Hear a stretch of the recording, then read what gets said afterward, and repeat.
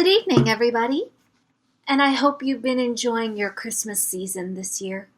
I hope it's been a good one this year, and I hope 2024 has been a good year for you. For me, it's been a mixed bag. I did mention in my Wicked review that there's been so much that's been happening. The good, the bad, the ugly, the amazing, etc. And, well, the fact that I've been doing crossovers with some of my friends in some of their reviews. And give them a like, comment, and subscribe. Benjamin Sletcher, movie fan from the movie universe, and Joshua Oro. They are such wonderful people. And shout out also to Thomas Huffman as well, aka Alpha Lion Simba. And shout out to each and every one of you for how wonderful you've been. So, as you figured from the title card, yes. At this point, I would say it's pretty cliche to review Kirk Cameron Saves Christmas, or Kirk Cameron Saving Christmas, whatever you call it. I know that a lot of critics call it garbage, and well, I'm just going to parody a moment from Family Guy and say, and I'm tough. I made it 30 minutes through Kirk Cameron Saving Christmas. Done. Yeah, most of you know that I am a Christian. I really do believe that Jesus Christ is God in the flesh. And I'm not ashamed to say that. I'm also not ashamed to say this is one of the worst movies I've ever seen in my life. Yes, right up there with Mean Girls 2 and Last Atrocity. I mean Last Airbender. Gosh, how do I mix up those names? I wonder how. But yeah, and little wonder, it does have a 0% on Rotten Tomatoes, and I did give this movie a watch. I gave it 30 minutes. I was going to do more, but I couldn't take it. So, without reviewing in depth about it and getting to the one thing that I'd like to do that no critic has done so far that I've seen on the internet, I'll just briefly go over what's wrong with this movie. I do like the camera shots. I do like the nice scenery. And I do like that it does try to talk about why Christmas is over-commercialized and why it takes away from what Christmas really, really is about. But with that being said, I don't want to watch a movie where almost an hour of that movie is spent staying in a car. Unless it's like a road trip or anything interesting is happening, I don't want to watch a movie where an hour of it is spent with two guys talking in the car, and one of those guys is a very bad actor. Not Kirk Cameron. Kirk Cameron's fine. He's playing himself. You clearly cannot do bad playing yourself unless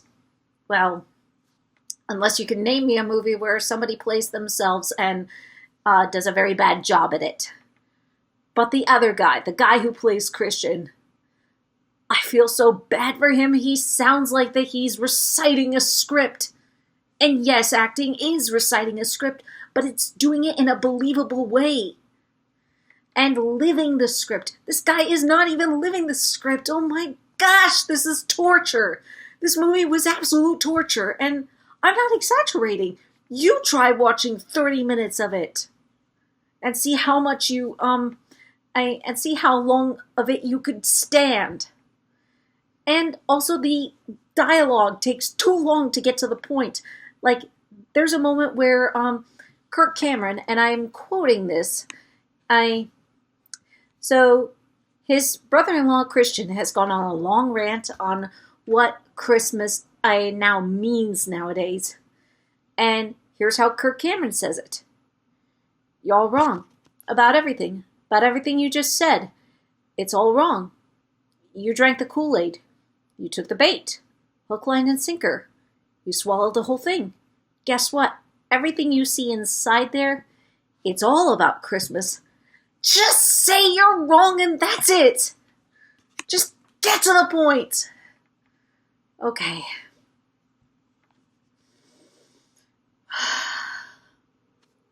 I am calm. Or at least trying to be. So, why am I talking about this movie at all?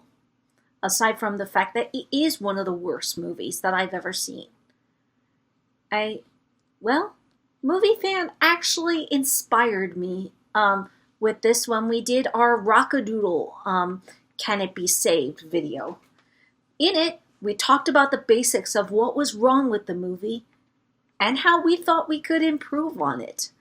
Whether it was the way the music was set or the characters, if they needed to be changed, if the story needed to be changed, or the motivations needed to be changed. And I suggest you check it out if you ever get the chance. The link is down below. So, I thought, after watching a review of from What Do You Meme about Kirk Cameron saving Christmas, I thought, how can it be saved? Can something be done better? Aside from throwing it in the bonfire, which I know everybody would like to do. But what could really be done to improve this movie? Well, let's do it. So we would rewrite the entire thing, and this is how I, personally, would save Kirk Cameron's Saving Christmas. So, first of all, get some competent actors. You could keep Kirk Cameron, but get some competent actors. I'm sure that Darren Donan can do good acting if he was given the chance, but he was not. He was given. He was barely given anything to do good in. So, get a different actor. Get a different actor altogether. Who actually can act, who can actually bring out emotion, and reframe the entire story. So, let us begin. So, the story would be set in a retail department store where Kirk Cameron and his family are going shopping.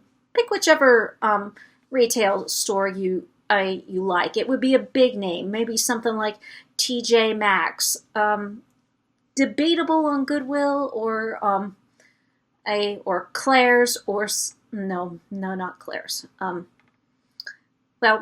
Pick a retail department where clothes and home items, home goods would be sold. Maybe Job Lot, but either one. So Kirk Cameron and his family have just bought their Christmas presents, and they're waiting in line with their hands full, and everybody is in a long line as well. And Kirk Cameron's talking with his wife about how excited he is about this season, what Christmas means to him, how excited he is to give his nieces and nephews some presents, the looks on their faces, the hot chocolate that his sister makes, how wonderful it's going to be. And then, out of the corner of his eye, he sees an older woman berating a cashier and screaming with all her might at him. The manager comes in. She screams at the manager. And the manager's like, okay, and settles it in the usual way. And then the manager takes the cashier. We're going to say he's male, just so that things will be more comfortable. He takes the cashier aside and berates him, saying, "This is the third time this week that you have done this.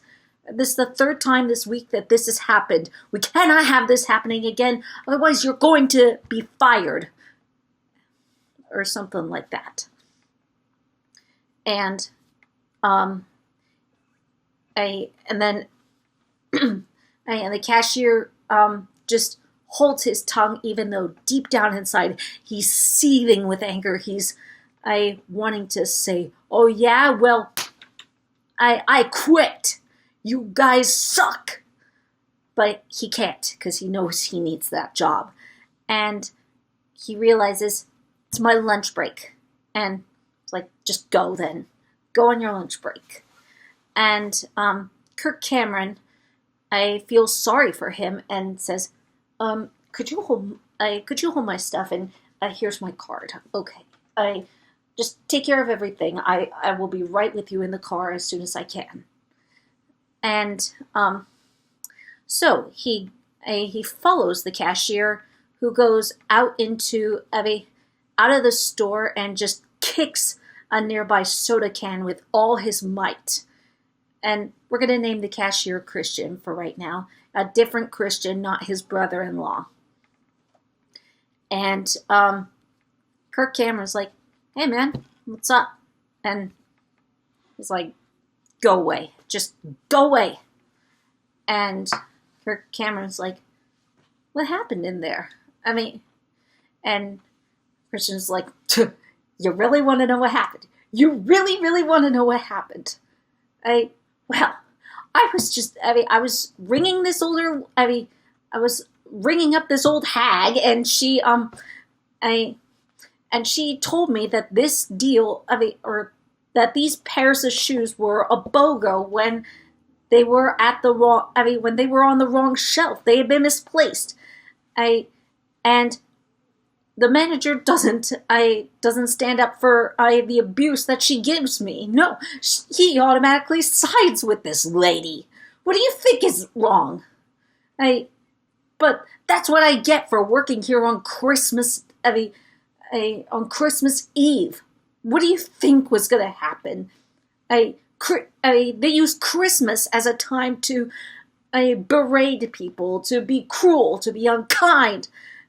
To them, you're nothing but dirt. You're worth less than the presents that they take from your store. And yes, they take it. They don't buy it because they really think that you're the one who's going to give them exactly what they want. And you know why? Because every Christmas, it's the customer's always right. The customer's always right. And there's nothing you can do about it. The two stand there in silence for a moment, and Kirk says, I'm so sorry that that's been happening. And he's like, why are you sorry? You don't know what it's like to be a cashier, especially on Christmas Eve. You've probably never been one. He's like, I may not have worked in the retail service, but you know what? I have seen what it's like. I've seen people be miserable, especially on Christmas Eve, because, well, they take out the meaning of it. Meaning? What meaning is there in Christmas? He says. Well, meaning of Jesus. Jesus. You're right. Was God or Jesus have anything to do with Christmas? That old hag was a Christian wearing a cross necklace. You're telling me that God has anything to do with this? He's got to be a miserable, cruel God. Actually, no. And, well, what she did is not at all of Jesus Christ, Savior's speech. Because clearly, I know how biased you Christians are, especially those of you who love Christmas so much. I just give it up. God doesn't care about me. He doesn't care about the fact that my family can't come over for Christmas. He doesn't care that I have to work 3 miserable jobs just to keep up rent. He doesn't care. Kirk, for a moment, is stumped, doesn't know what to say, doesn't know what to do. And he decides to invite, he decides, well, by the way, how long do you have for your lunch break? About 20 more minutes, I guess. There's a nearby coffee shop. Let's go get some coffee. On me. I couldn't let you do that. Oh, it's fine. Come on. And so they go to the nearest coffee shop, whether it be Starbucks or a local family-owned coffee shop. Pick whichever one you want. And they talk for a little bit. And Christian explains what's been going on and why he's had to take on 3 jobs. The fact that his family can't come for Christmas, so he's all alone for Christmas. And very hurt, very broken, and especially the fact that Christians have been the most berating to him over Christmas presents. and that they're the reason he's been getting in trouble with the manager a lot. And Kirk Cameron listens throughout this. He doesn't talk right away. He listens throughout it. Eventually, he does talk about Jesus Christ and what Jesus Christ really means and why Christmas is really about the love of Jesus and what he's done. And the fact that because Jesus came in the human flesh, not only does he know exactly what we're going through, having been human himself, but he also took on the sins of the world so that we could have a second chance with God. Commercialism does exist because stores like to overhype Christmas, but Christ is forever and will last past Christmas, past the hype, past everything.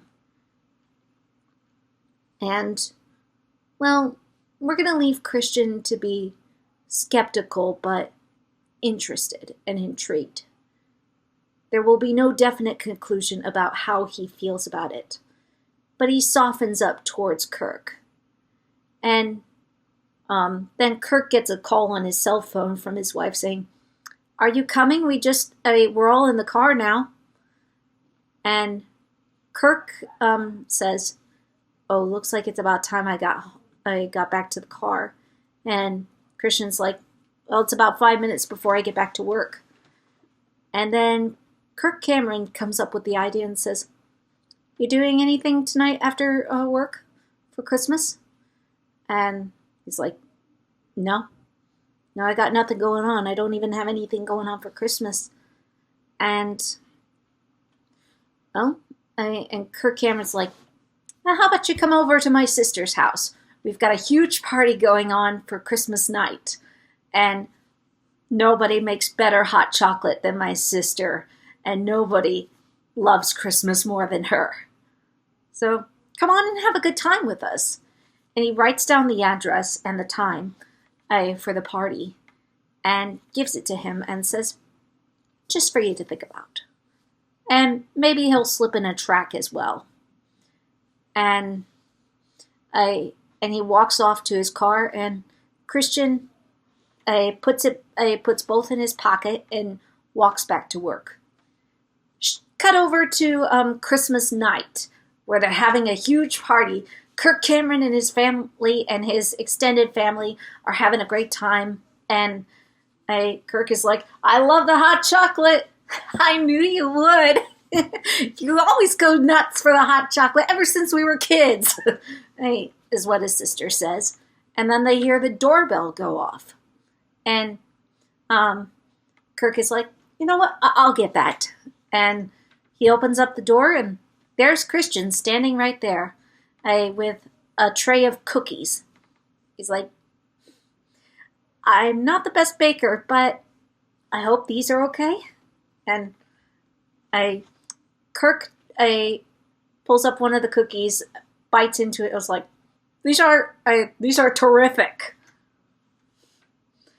And brings him right in and sets the tray of cookies. All the kids start going nuts and reaching out, grabbing for some cookies.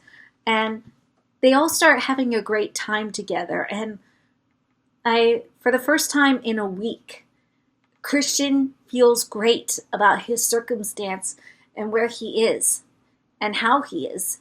and the fact that he's having Christmas with a new friend.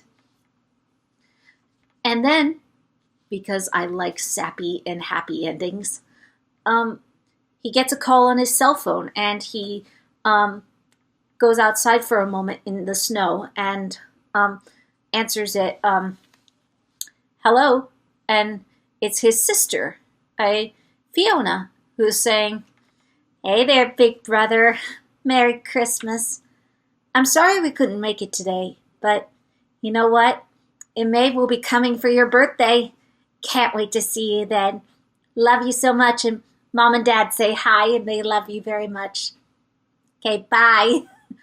And in that moment, Christian has tears go down his eyes, and it's like, thank you. And then as the camera pulls away from the house, he goes back in to celebrate and have fun with Kirk Cameron and his family. The end. I guess the script could use a little work, but a lot of the ideas I had could have worked.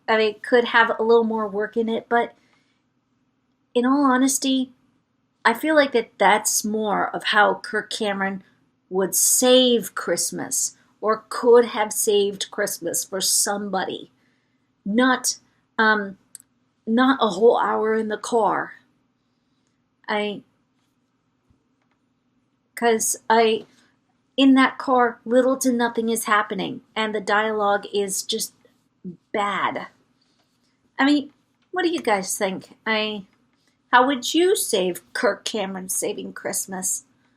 Well, but in the meantime, thank you so much, and late Merry Christmas, and I hope that your 2025 is a wonderful year. And what's been a highlight in your year of 2024? What were some of the best things that happened to you this year? I will say first off that the best thing that's happened to me this year was being in Fiddler on the Roof. With Servant Stage. It's been a blast. And getting to hang out with new friends. Whether we went to see Wicked or getting acquainted with a brand new friend. And let's see how it goes. And how about your 2024? How was it? Thank you, and God bless you.